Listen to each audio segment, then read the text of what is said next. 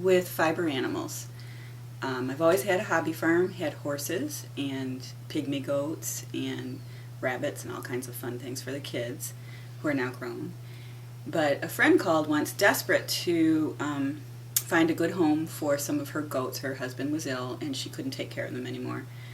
Without asking what breed they were, I said, sure, bring them over. And, I had an extra pen. We could isolate them for 30 days, etc. So they arrive, and there are these beautiful things that I'd never seen before called Angora Goats with these long, massive curls of beautiful white fleece.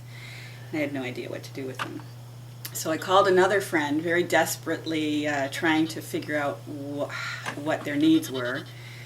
And she, Judy Lessard, helped me along, and we joined the Spinners Flock, which is a guild that is out of Chelsea, Michigan, and it's over 25 years old. It's been working to promote wool grown in Michigan and fiber grown in Michigan from fiber animals, which Angora goats are. So they produce mohair.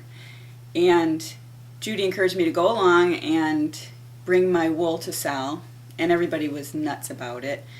And that began the love affair with fiber. I'd sell the fiber raw to the members, and then realize that if I would do a little bit of it's called value-added agriculture, and have it processed, then I could make a little more money. So basically I spent some money, traveled to East Jordan, Michigan, and there's a wonderful mill up there called Stonehenge, and she would process my mohair into roving, and I'd sell it to spinners. Then I started spinning myself and went nuts over that, and then started making sweaters and socks and everything else. The flock on my farm, the herd of goats and the flock of sheep, expanded. I started out with 5 wethers from a good friend who was moving to California, and took those it was called a spinner's flock because each of the wethers was a different animal, a Lincoln, a Tunis, a Corriedale, and some other breeds. And those wethers, many, many years ago, I think it was maybe 15 years ago, were the foundation of my flock. And then I started getting ewes. I got Wensleydale ewes from Neil Kentner, and then I brought along I got a Corriedale bottle lamb from a really good friend in the spinner's flock, and Corriedale's a wonderful fleece. It's close to fine. It's a medium fine fleece, fine being merino.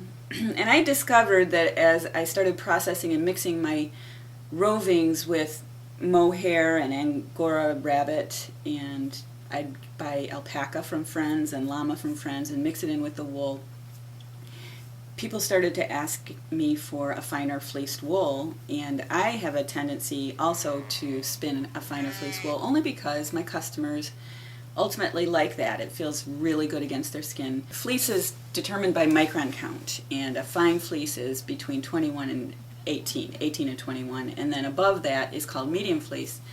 And then you've got your coarse fleeces, which are absolutely gorgeous and very lustrous and beautiful. I mean, that's the Lincolns and the Wensleydales, and they are a dream to spin, especially if you're a first-time spinner, because it felts really well and quickly.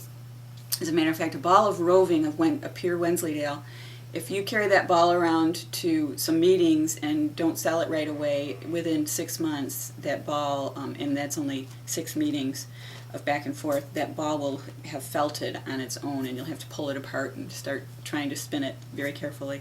So we have the Corriedale and the Merino, and I have lots of Corriedale Wensleydale crosses because it's a wonderful medium fine fleece that is produced, and it grows.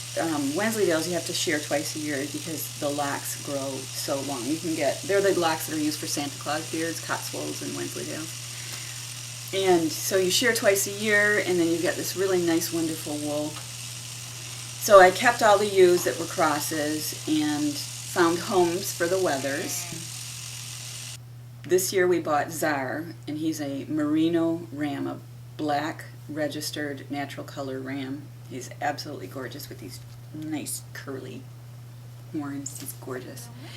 And he looks like a little miniature buffalo is what he reminds me of. And he's out there with 16 girlfriends. And I look forward to the spring when we have 100% merino lambs. We'll have Corriedale, Wensleydale crossed with merino. We'll have Corriedale merino. We also will have a Blueface Leicester merino. So it's just going to be this wonderful mix of spinners roving off of the backs of these animals. So that being the case, with 16 ewes in a ram, that's too much wool. We get on average 6 to 8 pounds of wool off of each animal after it's been skirted and cleaned. So that's too much to produce into spinners roving and sell every year, especially if you're shearing twice a year. So I started to have it produced into mill spun yarn, and Zeilinger's Woolen Mill in Frankenmuth does a fabulous job, and they'll do everything for you. You send it raw, and they'll spin it, clean it, spin it into yarn. Then they'll separate it into skeins for you, so you don't have to do that. And then it comes home in boxes of this beautiful, gorgeous, raw white wool, or sometimes I throw gray in and black so I could get a gray wool back or gray yarn back. And then I spend weeks upon weeks dyeing it, and it's called hand painting, and it's a secret. It's my trade secret. I won't tell you exactly how I do it unless you take a class from me. But the outcome is absolutely fantastic, and it's very inexpensive compared to my hand spun yarn.